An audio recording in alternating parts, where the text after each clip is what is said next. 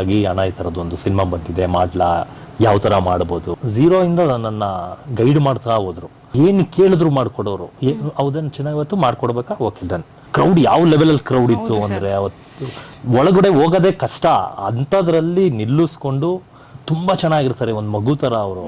ಒಂದು ಊಟ ಪಾರ್ಸಲ್ ತಗೊಳ್ಳಿ ಅಂತ ಹೇಳ್ತಾರೆ ಅವರು. ಯಾರಿಗೋ ಒಬ್ರಿಗಾಗುತ್ತೆ ಅದು. ಅಂದ್ರೆ ಜನಕ್ಕೆ ನೆಗೆಟಿವ್ ಅಲ್ಲ ಬೇಗ ಅಟ್ರಾಕ್ಟ್ ಆಗೋದು. ಏನಾರು ಬೇಕು ಅಂದ್ರೆ ನನ್ಗೆ ಹೇಳಿ ನಾನು ಬರ್ತೀನಿ ಅಂತಾರೆ. ಥೇಟ್ಗೆ ಜೊತೆನೆ ಮಾಡ್ಬೇಕು. ಜರಮ್ಮ ಬಂದು ಸೂರಿ ಸರ್ ಅಸೋಸಿಯೇಟ್. ಕಲಾವಿದ್ರಿಗೂ ಒಳ್ಳೆ ಪ್ಲಾಟ್ಫಾರ್ಮ್ ಬೇಕು. ರೈಟ್ ಟೈಮ್ ರೈಟ್ ಪೀಪಲ್ ಅಂತಾರಲ್ಲ, ದರ್ಶನ್ ಸರ್ ಜೊತೆ ಮಾಡ್ಬೇಕು ಅನ್ನೋ ತುಂಬಾ ಆಸೆ ಇತ್ತು. ಬಟ್ 2-3 ಆಫರ್ಗಳು ಬಂದಿತ್ತು, ಅದ್ಯಾಕೋ ಆಮೇಲೆ ಅಣ್ಣ ಕೂಡ ಹೇಳಿದ್ರು ಬೇಡ, ಮುಂದೆ ಯಾವ ತರ ಮಾಡೋಣ ಅಂತ. ಸರ್, ಇನ್ನು ನಿಮ್ಮ ಆಪ್ತರು ದರ್ಶನ್ ಸರ್ ಮೊನ್ನೆ ಬರ್ಡೇಗೂ ಕೂಡ ಹೋಗಿದ್ರಿ, ವಿಶ್ ಮಾಡಿದ್ರಿ. ಎಲ್ಲ ಒಂದ್ ಕಡೆ ನಿಮ್ಮ ಒಂದು ಸಪೋರ್ಟರ್, ನಿಮ್ಮ ಒಂದು ಯಶಸ್ಸಿಗೆ ಹೇಳೋದು ಸಿನಿಮಾಗಳು ಏನು ಎತ್ತ ಅಂತ ದರ್ಶನ್ ಸರ್ ಮುಂದೆ ಇರ್ತಾರೆ. ನಿಮ್ಮ ಅವರ ಒಡನಾಟ ಹೇಗೆ? ಅಂದ್ರೆ ನಾನು ಫಸ್ಟೇ ನಮ್ಗೆ ಬಿಚ್ಚುಗತ್ತಿ ಸಿನಿಮಾ ಬಂತಲ್ಲ, ಅವತ್ತೇ ನಾನು ಮೀಟ್ ಆಗಿದ್ದೆ ಅವ್ರನ್ನ. ಮೀಟ್ ಆಗಿ ಅಣ್ಣ ಈ ತರದ್ದು ಒಂದು ಸಿನಿಮಾ ಬಂದಿದೆ ಮಾಡ್ಲಾ, ಯಾವ ತರ ಮಾಡ್ಬೋದು ಅಂದ್ರೆ, ಅವ್ರು ಆಲ್ರೆಡಿ ಒಂದ್ ಸಂಗೊಳ್ಳಿ ರಾಯಣ್ಣ ಮಾಡಿದ್ರು, ಒಂದ್ ಕುರುಕ್ಷೇತ್ರ ಮಾಡಿದ್ರು. ದೊಡ್ಡ ಒಂದ್ ಸೀನಿಯರ್ ಜೊತೆಲಿರೋದಕ್ಕೂ ತುಂಬಾ ಇದಾಗತ್ತೆ. ಕಲಾವಿದ್ರ ಮಕ್ಕಳು ಅಂದ್ಬಿಟ್ಟು ತುಂಬಾ ಚೆನ್ನಾಗಿ ಸಪೋರ್ಟ್ ಮಾಡ್ತಾರೆ. ಅವರು ಕೂಡ ಅವ್ರು ತುಂಬಾ ಇನ್ಪುಟ್ಸ್ ಕೊಟ್ರು ನನಗೆ. ಈ ತರ ಮಾಡು, ಆ ತರ ಇರ್ಬೇಕು, ಬಾಡಿ ಲ್ಯಾಂಗ್ವೇಜ್ ಆಗಿರ್ಬೇಕು, ಶ್ರೀನಿವಾಸ ಮೂರ್ತಿ ಅವ್ರನ್ನ ಹಾಕೊಳ್ಳಿ, ಅವ್ರ ಲ್ಯಾಂಗ್ವೇಜ್ ಇಡ್ತಾ ಇದೆ. ಒಂದಷ್ಟು ಹೇಳಿದ್ರು ಅವರು. ಮತ್ತೆ ಫೈಟ್ ಸೀನ್ಗಳಲ್ಲಿ ಈ ತರ ಇರಬೇಕು, ಒಳ್ಳೊಳ್ಳೆ ಫೈಟ್ ಮಾಸ್ಟರ್ಗಳನ್ನ ಹಾಕೊಂಡು, ನೀನು ತುಂಬಾ ದೊಡ್ಡ ದೊಡ್ಡ ಫೈಟ್ ಮಾಸ್ಟರ್ಗಳನ್ನ ಹಾಕೊಂಡ್ವಿ. ತುಂಬಾ ನಿಮ್ಗೆ ಝೀರೋ ಇಂದ ನನ್ನ ಗೈಡ್ ಮಾಡ್ತಾ ಹೋದ್ರು. ಈ ತರ ಮಾಡುವ ಮೇ ಬಿ ನನ್ಗೆ ಹಬ್ಬ ಅಣ್ಣ ಇದ್ದಿದ್ರು ಅಷ್ಟು ಮಾಡ್ತಿರ್ಲಿಲ್ವೇನೋ. ತುಂಬಾ ತುಂಬಾ ಅಂದ್ರೆ ತುಂಬಾನೇ ಸಪೋರ್ಟ್ ಮಾಡಿದ್ರು. ಅದು ವರ್ಡ್ಸ್ ಇಲ್ಲ ಅದಕ್ಕೆ. ನಿಮ್ಗೆ ಬಿಚ್ಚುಗತ್ತಿ ತಗೊಂಡ್ರೆ ಮುಹೂರ್ತನ ಅವರೇ ಮಾಡ್ಕೊಟ್ಟಿದ್ದು, ಫಸ್ಟ್ ಲುಕ್ ಅವರೇ ಮಾಡ್ಕೊಟ್ಟಿದ್ದು. ಏನ್ ಕೇಳಿದ್ರು ಮಾಡ್ಕೊಡೋರು. ಹೌದನ್ ಚೆನ್ನಾಗಿ ಇವತ್ತು ಮಾಡ್ಕೊಡ್ಬೇಕಾ, ಓಕೆ ಡನ್, ಓಕೆ ಮಾಡ್ಕೊಡು. ಏನೇನಾಗ್ತಿದೆ, ಏನ್ ಫೈಟ್ ಮಾಡಿದ್ಯೋ ತೋರಿಸು.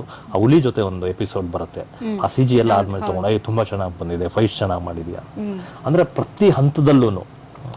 ನಿಮ್ಗೆ ಫೆಬ್ 28 ರಿಲೀಸ್ ಬಿಫೋರ್ ನಾನು ಮನೆಗೆ ಹೋಗಿ ಅವ್ರನ್ನ ಮಾತಾಡಿಸಿ ಒಳ್ಳೇದಾಗ್ಲಿ ಅಂದ್ಬಿಟ್ಟು ಒಂದು ಗಿಫ್ಟ್ ಕೂಡ ಕೊಟ್ಟು ಕಳ್ಸಿದ್ರು. ತುಂಬಾ ಚೆನ್ನಾಗತ್ತೆ ಅಂತ. ಅಂದ್ರೆ ಯಾರು ಮಾಡಲ್ಲ. ಎಲ್ಲೋ ಒಂದ್ ಕಡೆ ತಂದೆ ತಾಯಿ ಮಾಡಿರೋ ಅದೃಷ್ಟ ಅನ್ಸುತ್ತೆ ಅದು. ಅವ್ರ ಹಾರ್ಡ್ ವರ್ಕ್ ನಮ್ಮನ್ನ ಇವತ್ತು ಕಾಪಾಡ್ತಿದೆ. ಇಲ್ಲ ನಮ್ ಗೈಡ್ ಮಾಡೋರು ಯಾರು ಇರ್ತಾರೆ, ಎಲ್ಲೋ ತುಂಬಾ ಮಿಸ್ಟೇಕ್ಗಳು ಮಾಡ್ತೀವಿ, ಗೊತ್ತೇ ಇರಲ್ಲ ನಮ್ಗೆ, ಗೊತ್ತಿಲ್ಲದೆ ತಪ್ಪು ಮಾಡ್ತೀವಿ. ಸೊ ಅಣ್ಣನ ಸ್ಥಾನದಲ್ಲಿ ನಿಂತ್ಕೊಂಡು ತುಂಬಾ ಚೆನ್ನಾಗಿ ಇದು ಮಾಡಿದ್ರು. ಅವ್ರ ಸಪೋರ್ಟ್ ಇಲ್ಲ ಅಂದ್ರೆ ಸಿನಿಮಾ ಬಂತು ಹೋಯ್ತು ಅನ್ನೋ ತರ ಆಗ್ಬಿಡ್ತಿತ್ತು. ಗೊತ್ತೇ ಆಗ್ತಿರ್ಲಿಲ್ಲ ಆಕ್ಚುಲಿ ಬಿಚ್ಚುಗತ್ತಿ ಒಂದು ಸಿನಿಮಾ ಬಂದಿದೆ ಅಂತ. ಮೊನ್ನೆ ಅಷ್ಟೇ ನಾನು ಬರ್ತ್ಡೇಗೆ ಹೋದಾಗ ಅಲ್ಲಿದ್ದಷ್ಟು ಜನ ಕಂಡಿಡಿತಾರೆ, ಕಿರ್ಚುತ್ತಾರೆ. ಖುಷಿ ಅಂದ್ರೆ ಅವ್ರ ಥ್ರೂ ನಮ್ ರೀಚ್ ಆಗ್ತಿದೀವಲ್ಲ, ಆಲದ ನೆರಳಲ್ಲಿ ನಾವು ಬದುಕ್ತಾ ಇದೀವಿ ಅನ್ನೋದು ಒಂದು ಖುಷಿ ಆಗತ್ತೆ ತುಂಬಾ. ವಿಚಾರಿಸ್ತಿದ್ರು ನೆಕ್ಸ್ಟ್ ಏನ್ ಮಾಡ್ತಿದ್ಯಾ, ಏನು ಕೆಲಸ ಮಾಡ್ತಾ ಇರ್ಬೇಕು ನೀನು, ತುಂಬಾ ಹೇಳಿದ್ರು. ಅಂದ್ರೆ ಅಷ್ಟು ನಿಮ್ಗೆ ಕ್ರೌಡ್ ಯಾವ ಲೆವೆಲ್ ಅಲ್ಲಿ ಕ್ರೌಡ್ ಇತ್ತು ಅಂದ್ರೆ ಅವತ್ತು ಒಳಗಡೆ ಹೋಗೋದೇ ಕಷ್ಟ, ಅಂತದ್ರಲ್ಲಿ ನಿಲ್ಲಿಸ್ಕೊಂಡು ಸಿನಿಮಾದ ಬಗ್ಗೆ ಮಾತಾಡಿಸಿ, ನನ್ನ ಪರ್ಸನಲ್ ಸಿನಿಮಾಗಳು ಹೇಗಾಯ್ತು, ಏನಾಯ್ತು, ನೆಕ್ಸ್ಟ್ ಏನ್ ಮಾಡ್ತಿದ್ವಿ ಅದ್ರದ್ದು ಅಪ್ಡೇಟ್, ಎಲ್ಲ ಅಪ್ಡೇಟು ಇದೆ ಅವ್ರ ಹತ್ರ. ಖುಷಿ ಆಗತ್ತೆ, ಬ್ಲೆಸ್ಡ್ ಅನ್ಸುತ್ತೆ. ಮೇ ಬಿ ಅವ್ರುಗಳೆಲ್ಲ ಕೈ ಹಿಡಿದು ಕರ್ಕೊಂಡು ಹೋಗ್ತಿರೋದಕ್ಕೆ ಮೇ ಬಿ ಇಲ್ಲಿವರೆಗೆ ಬಂದಿದೀವಿ ಅನ್ಸುತ್ತೆ ನಾವು. ಅವ್ರ ವ್ಯಕ್ತಿತ್ವ ಹಾರ್ಶ್ ಅಥವಾ ಅವ್ರು ಮಾತಾಡೋದು ಸ್ಟ್ರೇಟ್ ಫಾರ್ವರ್ಡ್ನೆಸ್ ಒಂದಷ್ಟು ಜನರಿಗೆ ಬೇಜಾರಾಗ್ಬೋದು. ಬಟ್ ಎಷ್ಟು ಜನರಿಗೆ ಅವ್ರ ಹಿಂದೆ ಕಾಣದ ಕೈ ಅಂತ ಸಪೋರ್ಟ್ ಮಾಡಿದ್ದಾರೆ, ಮೇಲೆತ್ತಿದ್ದಾರೆ, ಧನ ಸಹಾಯ ಮಾಡಿದ್ದಾರೆ. ಹೇಳಲ್ಲ ಅವರು. ಅವ್ರ ಪ್ರೊಜೆಕ್ಟ್ ಆಗೋದೇ ಬೇರೆ ತರ. ಅವ್ರು ಇರೋದು ಆಕ್ಚುಲಿ ಆ ತರ ಇಲ್ವೇ ಇಲ್ಲ. ಅವರು ತುಂಬಾ ನಾವು ತುಂಬಾ ಕ್ಯಾಶುವಲ್ ಆಗಿ ಜೊತೆಲಿ ಇರ್ತೀವಲ್ಲ, ಅವ್ರು ಯಾವತ್ತೂ ಆ ತರ ರಿಯಾಕ್ಟ್ ಮಾಡಲ್ಲ. ಅದ್ ಪ್ರೊಜೆಕ್ಷನ್ ಬೇರೆ ತರ ಇದೆ ಅಷ್ಟೇ. ಅಲ್ಲಿ ಪ್ರೊವೋಕ್ ಮಾಡಿದಾಗ ರಿಯಾಕ್ಟ್ ಆಗ್ತತೆ, ಅದನ್ನೇ ಜಾಸ್ತಿ ಹೈಲೈಟ್ ಆಗತ್ತೆ. ಬಟ್ ತುಂಬಾ ಚೆನ್ನಾಗಿರ್ತಾರೆ, ಒಂದ್ ಮಗು ತರ ಅವರು. ಪ್ರತಿಯೊಂದು ಹಂತದಲ್ಲೂ ನಿಮ್ಗೆ ಹೇಳ್ಕೊಡ್ತಾರೆ, ಈ ತರ ಇರ್ಬೇಕು, ಈ ತರ ಇರ್ಬೇಕು, ಈ ತರ ಬಟ್ಟೆ ಹಾಕಿ, ಈ ತರ ಮಾಡಿ, ಆ ತರ ಹೆಲ್ಪ್ ಮಾಡ್ಬೇಕು ಅಂದ್ರೆ ನೀವು ನಂಬಲ್ಲ. ಎಲ್ಲಾದ್ರೂ ಹೊರಗಡೆ ಹೋದಾಗ ನೈಟ್ ಹೊತ್ತು ಒಂದು ಊಟ ಪಾರ್ಸಲ್ ತಗೊಳ್ಳಿ ಅಂತ ಹೇಳ್ತಾರೆ ಅವರು. ಯಾರಿಗೋ ಒಬ್ರಿಗಾಗುತ್ತೆ ಅದು. ತಗೋ ಪಾರ್ಸಲ್ ತಗೋ ರೋಡಲ್ಲಿ ಹೋಗ್ತಾ ಇರೋ, ಯಾರೋ ಒಬ್ಬ ಕೂತಿರ್ತಾನೆ, ಯಾರು ಇಲ್ಲ ಅಂದ್ರೆ ನಿಮ್ಮ ಮನೆ ವಾಚ್ಮನ್ ಇದೆ ಅಂತಾನೆ, ಅವನು ಕೊಡು ತಗೊಂಡೋಗಿ ಅಂತ.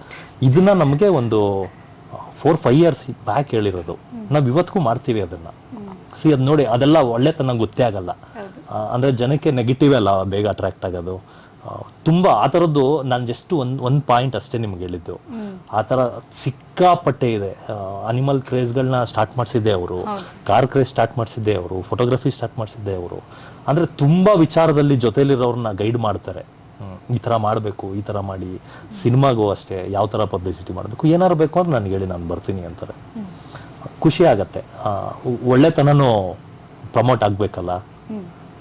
ಯಾವ ಒಬ್ಬ ನಿರ್ದೇಶಕ, ಯಾವ ಒಬ್ಬ ಕಲಾವಿದ, ಯಾವ ಒಬ್ಬ ಹೀರೋಯಿನ್ ಜೊತೆಗೆ ನೀವು ಆಕ್ಟ್ ಮಾಡೋಕ್ಕೆ, ಸ್ಕ್ರೀನ್ ಶೇರ್ ಮಾಡ್ಕೊಳ್ಳೋಕ್ಕೆ ಕಾತರದಿಂದ ಕಾಯ್ತಾ ಇದ್ದೀರಿ ಸರ್? ಎಲ್ಲರ ಒಟ್ಟಿಗೂ ಕೆಲಸ ಮಾಡಬೇಕು ಅನ್ನೋ ಬಟ್ ಒಂದು ಡ್ರೀಮ್. ಈಗ ಬೇರೆ ಬೇರೆ ಸಿನಿಮಾಗಳನ್ನ ನೋಡ್ತೀವಿ, ತುಂಬಾ ಹತ್ರ ಆಗುತ್ತೆ ಒಂದು ಸಿನಿಮಾ. ಯಾವ ನಿರ್ದೇಶಕ, ಯಾವ ಹೀರೋ ಸೂರಿ ಜೊತೆ? ಸರ್ ಜೊತೆ ಮಾಡಬೇಕು ಅನ್ನೋದೊಂದು ತುಂಬಾ ಆಸೆ ಇದೆ. ಸುಕ್ಕ ಸೂರಿ ಸರ್ ಅದೃಷ್ಟ, ಅವ್ರ ಅಸೋಸಿಯೇಟ್ಗೆ ಜೊತೆನೆ ಮಾಡ್ಬೇಕು. ಜರಮ್ಮ ಬಂದು ಸೂರಿ ಸರ್ ಅಸೋಸಿಯೇಟ್ ಸುನ್ನಿ ಅಂತ. ತುಂಬಾ ಚೆನ್ನಾಗಿ ಆಯ್ತು ಸಿನಿಮಾ. ಅದನ್ನ ಸೂರಿ ಸರ್ ಕೂಡ ನೋಡಿದ್ರಂತೆ, ತುಂಬಾ ಚೆನ್ನಾಗಿ ಹೇಳಿದ್ರು. ಮುಂದಿನ ದಿನದಲ್ಲಿ ಅಂದ್ರೆ ಕಲಾವಿದ್ರಿಗೂ ಒಳ್ಳೆ ಪ್ಲಾಟ್ಫಾರ್ಮ್ ಬೇಕು. ರೈಟ್ ಟೈಮ್ ರೈಟ್ ಪೀಪಲ್ ಅಂತಾರಲ್ಲ, ಆ ಟೈಮಲ್ಲಿ ನಾವು ಹೋಗಿ ಸಿಕ್ಕಿದ್ರೆ ಮಾತ್ರ ಒಂದು ಸಕ್ಸಸ್ ಅನ್ನೋದಾಗೋದು. ಅಲ್ಲಿವರೆಗೂ ಒದ್ದಾಡ್ತಾನೆ ಇರ್ತೀವಿ. ಬಟ್ ಅಂದ್ರೆ ಆ ಗೇಮಲ್ಲಿ ಇರಬೇಕು, ಆ ರೇಸಲ್ಲಿ ಇರಬೇಕು. ಯಾವತ್ತೋ ಒಂದಿನ ಗೆಲ್ತೀವಿ. ನಾನು ರೇಸೇ ಸ್ಟಾರ್ಟ್ ಮಾಡಿದೆ, ನಾನು ಒಂದಿನ ನಾನು ಏನೋ ಮಾಡ್ತೀನಿ ಅನ್ನೋದು ಸುಳ್ಳು. ಸೊ ನಮ್ಮ ಜರ್ನಿ ನಡೀತಾ ಇದ್ರೆ ಎಲ್ಲೋ ಒಂದಿನ ಯಾರ್ದೋ ಕಣ್ಣಿಗೆ ಸಿಗ್ತೀವಿ, ಅಲ್ಲಿಂದ ಹೋಗ್ತೀವಿ. ಆ ಥರ ಜರ್ನಿ ಕಂಟಿನ್ಯೂ ಆಗ್ತಾ ಹೋಗುತ್ತೆ. ಹೀರೋಯಿನ್ ಹೀರೋಯಿನ್ ಆ ಥರದ್ದೆಲ್ಲ ಏನು ಎಲ್ಲಿ ಹೀರೋಯಿನ್ಗಳೇ ಕಮ್ಮಿ. ಈಗ ಮಾಡೋ ಸಿನಿಮಾಗಳಿಗೆ ಹೀರೋಯಿನ್ಗಳು ಸಿಗ್ತಿಲ್ಲ. ಇನ್ನು ಡ್ರೀಮ್ ಇಟ್ಕೊಂಡು ಎಲ್ಲಿ ಯಾರನ್ನ ಕರ್ಸೋದು. ಓಕೆ, ಹೀರೋ, ಈ ಒಬ್ಬ ಹೀರೋ ಅಂದ್ರೆ ಇನ್ನೊಬ್ರು ಆರ್ಟಿಸ್ಟ್ ಅವ್ರ ಜೊತೆಗೆ ಸ್ಕ್ರೀನ್ ಶೇರ್ ಮಾಡ್ಬೇಕು. ನಾನು ದರ್ಶನ್ ಸರ್ ಜೊತೆ ಮಾಡ್ಬೇಕು ಅನ್ನೋ ತುಂಬಾ ಆಸೆ ಇತ್ತು. ಹೇಳಿದ್ದೀರಾ? ಬಟ್ 2-3 ಆಫರ್ಗಳು ಬಂದಿತ್ತು. ಅದು ಯಾಕೋ ಟೈಮ್ ಸಿಂಕ್ ಆಗಿಲ್ಲ. ಇನ್ನು ಮುಂದಿನ ದಿನಗಳಲ್ಲಿ ನೋಡೋಣ. ಆದ್ರೆ ಅದು ತುಂಬಾ ಖುಷಿ. ರಾಬರ್ಟ್ ಅಲ್ಲಿ ಬಂದಿತ್ತು. ಅವತ್ತು ಬಿಚ್ಚುಗತ್ತಿ ಶೂಟ್ ನಡೀತಾ ಇತ್ತು ಅವತ್ತಿನ ಟೈಮಲ್ಲಿ. ಅದಾಗ್ಲಿಲ್ಲ, ಕ್ಲಾಶಸ್ಗಳಾಯ್ತು. ಆಮೇಲೆ ಅಣ್ಣ ಕೂಡ ಹೇಳಿದ್ರು ಬೇಡ, ಮುಂದೆ ಯಾವ ತರ ಮಾಡೋಣ ಅಂತ. ಸೊ ನೋಡೋಣ ಆ ಥರದ್ದು ಯಾವ್ದಾರು ಒಂದಿತ್ತು ಅಂದ್ರೆ. ಬಟ್ ತುಂಬಾ ದೊಡ್ಡ ದೊಡ್ಡ ಆಫರ್ಸ್ಗಳು ಬರ್ತಾನೆ ಇರುತ್ತೆ, ಯಾವಾಗ್ಲೂ ಬರ್ತಾ ಇರುತ್ತೆ. ಅದೇ ಟೈಮು. ಅಲ್ಲಿ ಆ ಪ್ರೊಡಕ್ಷನ್ ಅನ್ನ ತಿನ್ಬೇಕು ಅಂದ್ರೆ ಬರ್ದಿರ್ಬೇಕಲ್ಲ. ಯಾ. ಓಕೆ.